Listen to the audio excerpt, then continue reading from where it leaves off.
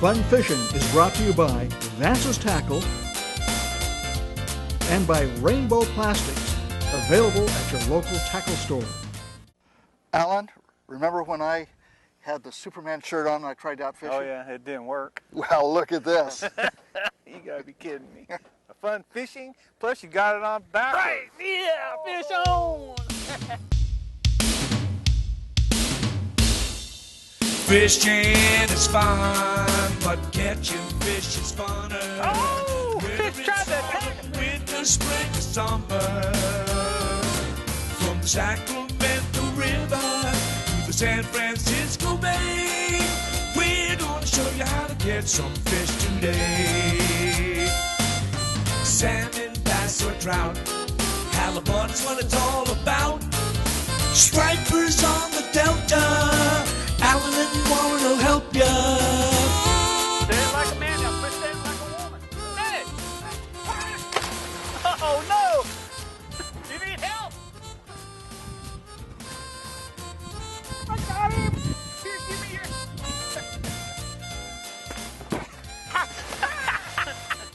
It slipped! It slipped! Whoa! You gotta be kidding me. It's on!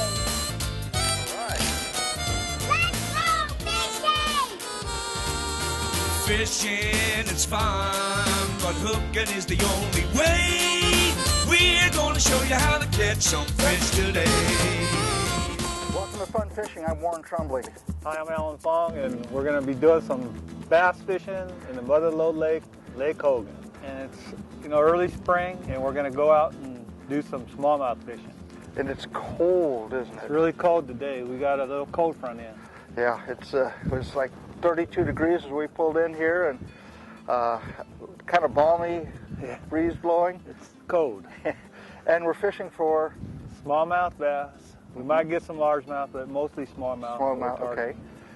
And we're going to be using jigs and ripping. And ripping. So combination of black bass or largemouth bass and smallmouth. Smallmouth, and then jigs and ripping.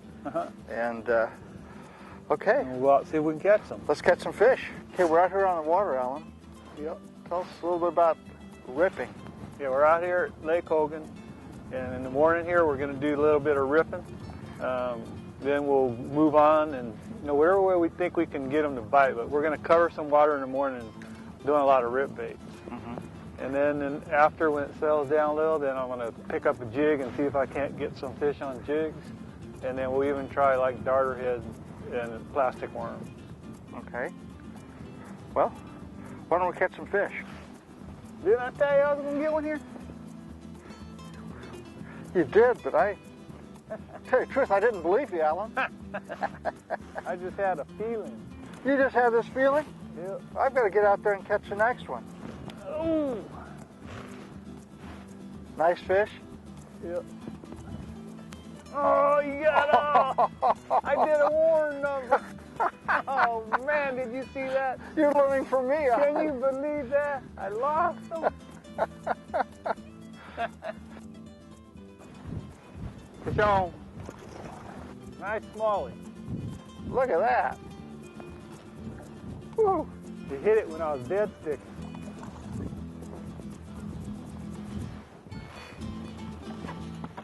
Oh.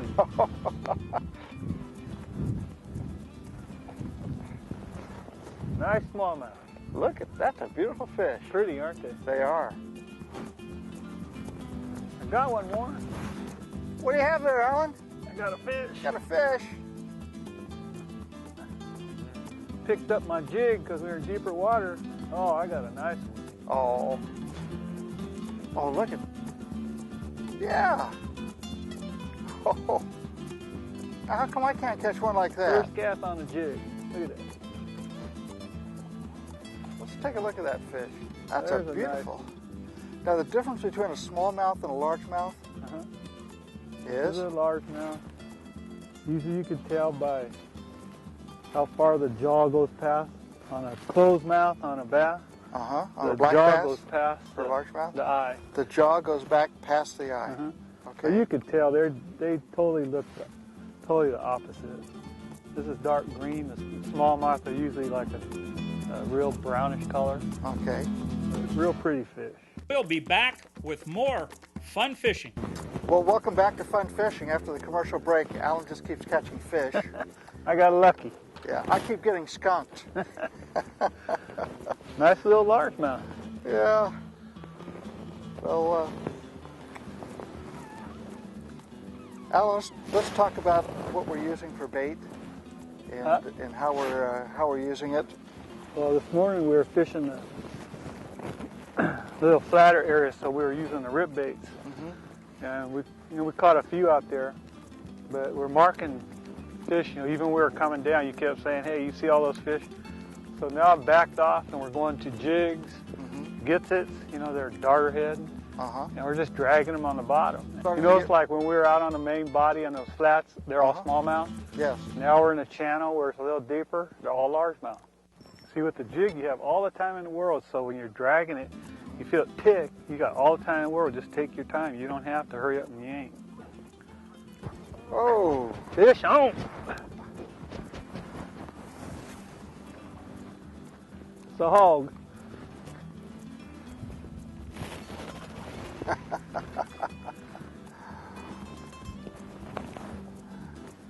Jig fish. I picked that rod up and boom, got one. so what are you doing now? Changing? Putting another one. Things all wore out. Caught some main fish. Oh.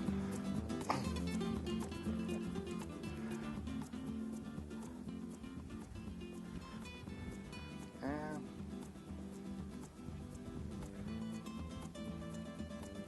you make a guy feel really bad. All right, I'm going to show you how to do it. You are, huh? Yes. I've been watching you. You're not doing it right. But you know what? I feel like a nice guy today. I'm going to help you out. You're going to help me out, okay. I hope so.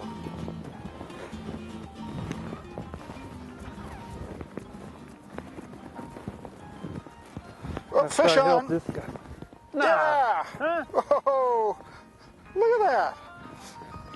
You have a cell phone going there. Look at that. Hello? Hey, you got one. Yeah. Hey. Hello?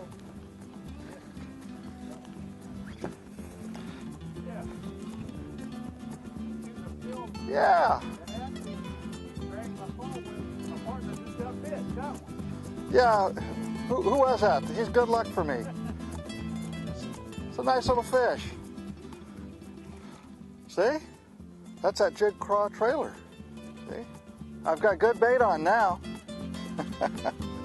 Oh! You won't believe what happened. What happened? He broke me off. Oh, yeah. Well, rock will do that to you. That was no rock.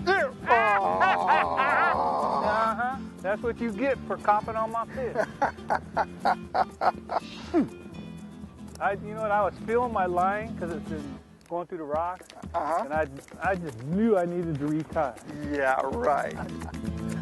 Alan, can you talk about the structure and how the structure relates to what we're throwing? Yeah. Well, this technique that we're doing called ripping, you want to fish real slow taper banks. So you can look up on the shore and it's kind of flat looking. And all the way out here, we're only sitting in like 6 feet of water. And then when it goes out, maybe another twice the distance, maybe like 50, 60 yards out, it might only be 12 feet. Okay. Those are ideal banks for ripping. And why is that? Because those fish stage up, they're looking to feed, they'll come up there in the afternoon, especially on wind-blown points, and they'll just sit there and wait to ambush something. But they feel that they'll get something to eat, usually up tighter in shallower water. In the shallower water. So when you're ripping, okay, shallow, flat, slow taping banks. All right. Those are the kind of banks that you And, want to rip in. and we just kind of pull a little bit and then let it set? Yeah, and it's called dead sticking. So you drag it and you actually stop and let it sit. It's kind of hard to do with the lure. You think you always have to keep reeling it. But when you dead stick it, you actually stop and just count to 10. And those fish are hitting it when it's sitting there. Well, I just feel them come up and go boom. I haven't felt them come up and go boom yet, but I know, because you need to dead stick it longer. okay. You got my hot bait on too. Yeah, but I figure after about 10 minutes of dead stick that it's pretty well dead, isn't it? Yeah, it's dead sunk to the bottom. Yeah. Move it maybe 2-3 feet. Okay. And let it sit there for another 10 seconds. Okay. And then keep doing it. And then when you feel something go dunk, you got one. Okay, but Set the hook. now you want the line tight or loose? I usually leave it just like you have it. A little bit of slacking. You want a little bowl so when they hit it, you'll see it jump up. Okay. That's why I told you how important. Watch that line because you'll see it bounce up. So again, it's fishing by sight. Yep. Okay. So you should film too, but mostly by sight. I watch Okay. do a lot of line watching. Okay. Well, hopefully I'll get it figured out here. Yep. Well, let me get my dead stick going here. Yeah, let's go. Fish on! What? Yeah, look at that. How'd you do that? You know what? It's pretty easy. Pretty easy. Yep.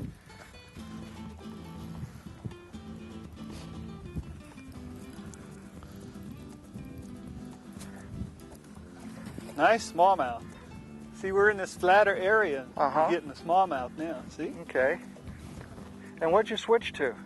I tried a little different technique. This is called Carolina rigging. When I'm not looking, it gets me on a jig, it gets me on a... I change up on you every other cast. I know. I try to trick them. Yeah. You did a pretty good job of it.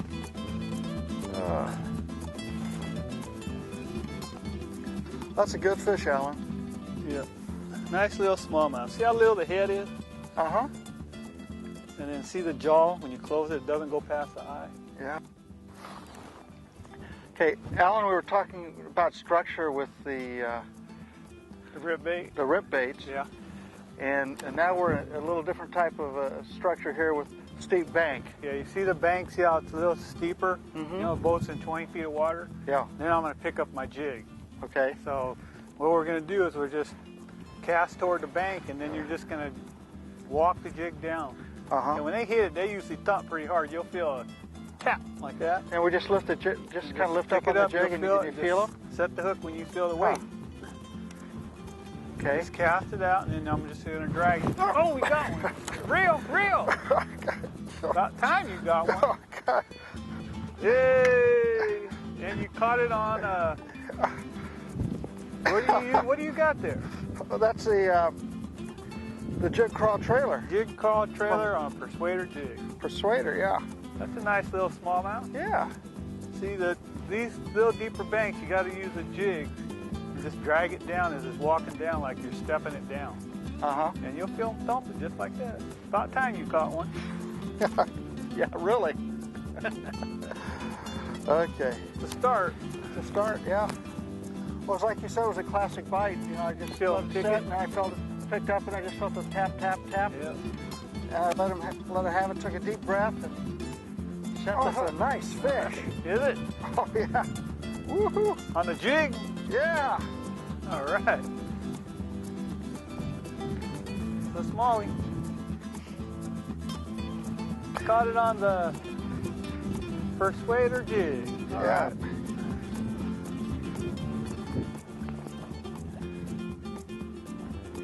All right. Yay. Look at That that. must be a good jig. Well, Alan, I really did learn a lot today. Yeah, Warren, you know, you'll learn in time. Yeah. I don't know It how takes much time. It takes a lot of time. I'm Yeah. serious. You know, it's you're going to learn a little bit every time we go, and you'll get a little bit. Remember last time you got one. Today you got two. So you're learning.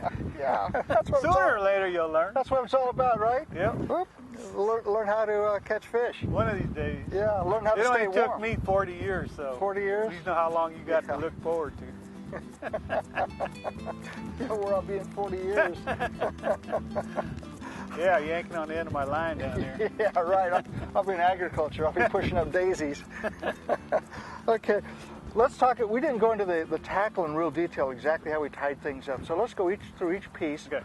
Because we talked about the structure Uh-huh. and the banks and what we were fishing, but we didn't really show the details of what we were throwing and how we had it rigged up. All right. One of the best ways of doing this, we'll start off what we did first today. We went right to ripping, because usually in the morning you're going to find these fish on real shallow flats, which we showed you, the real flat areas where the boat's 50 yards out from the bank and it's only 7 feet deep. Yes. That's where we're ripping. Okay, ripping.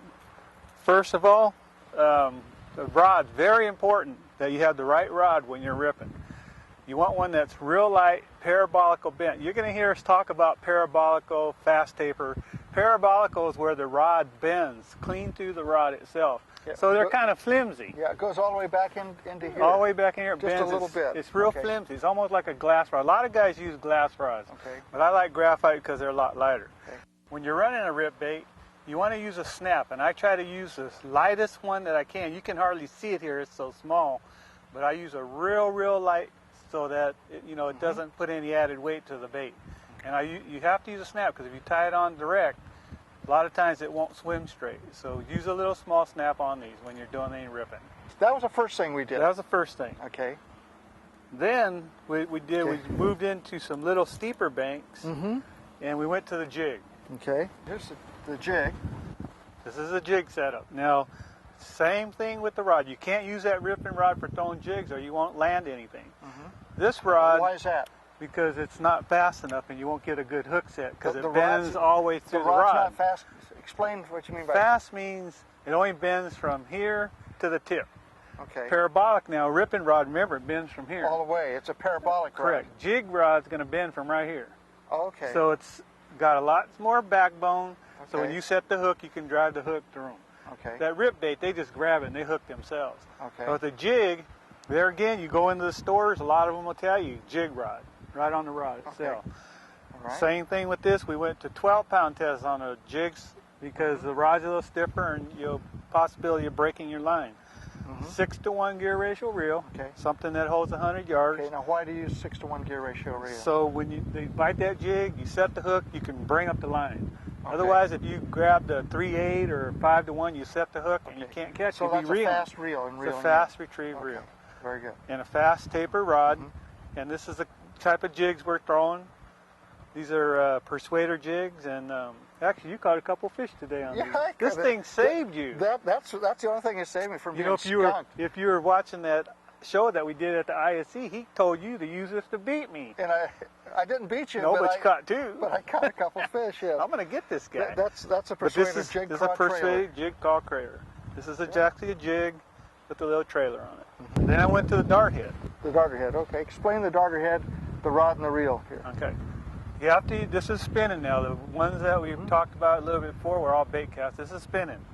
The Why is reason that? you couldn't cast this little 1/8 ounce jig head with what I got on there right now, it's called a Gets It.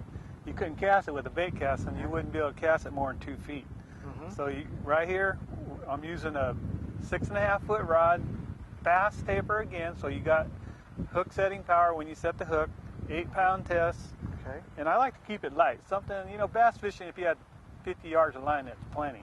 So You keep don't it catch light. very big fish then. No, but I catch a lot. You're my witness. Ah, yeah, you're right. And you just want something real fast so you can get that hook set in him. There's Okay. all kinds of baits that you can do, and this is a deadly technique Okay. in this time of the year. on You just threw it pre-spawn out bass. and you just would I just how'd throw it you out work and it? drag it. drag it. Yeah, Okay. very simple. Okay, and the line size, 8-pound test. 8-pound test. So it's a light line. Light. Okay. Now let's go to the next one. Okay, this is Carolina rig.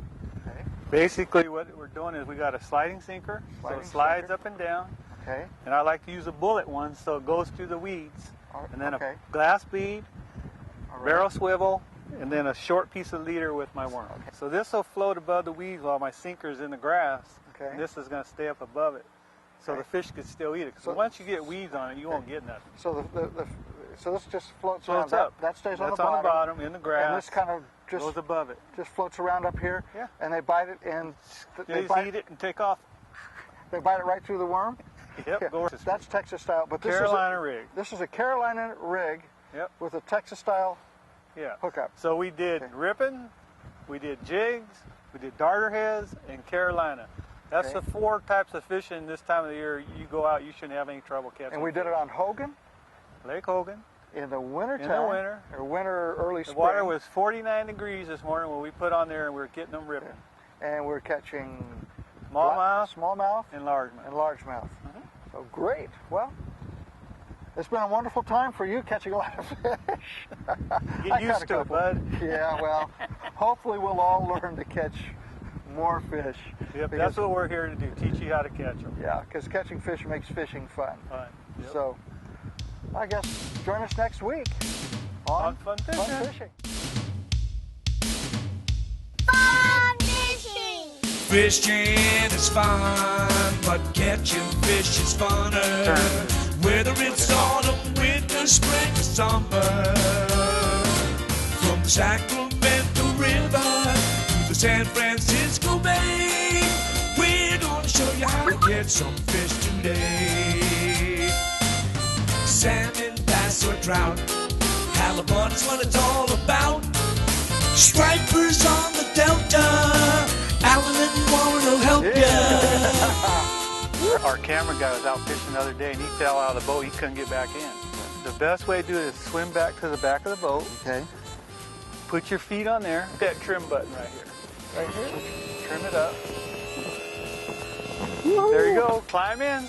That's how you get back in the boat if you ever had to. Now, if he could do it, anybody could do it. Use your motor, trim it back up, and you just climb right in. Alan! Alan, wait for me! Hey! Hey! Fishing is fun, but hooking is the only way. We're gonna show you how to catch some fish today.